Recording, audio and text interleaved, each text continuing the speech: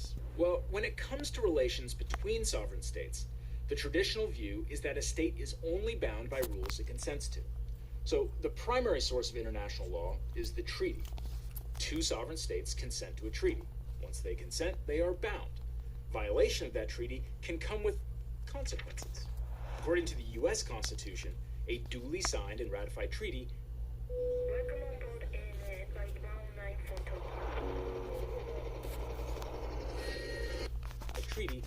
has the force of federal law.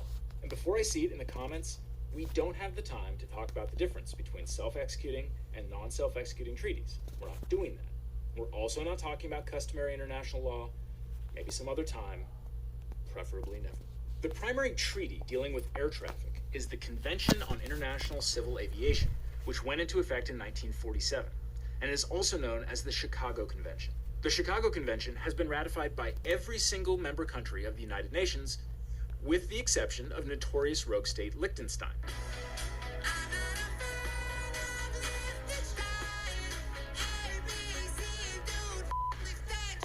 That means the US and China are bound to follow it. The Chicago Convention goes into detail about how states should deal with a number of different situations involving civil aviation. In addition to establishing the rights and obligations of member countries, the Chicago Convention established an agency within the UN called the International Civil Aviation Organization, or ICAO.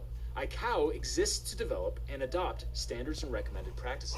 Member states are required to keep their internal standards and practices as uniform as possible. Article 1 of the Chicago Convention acknowledges what we already know. Every state has complete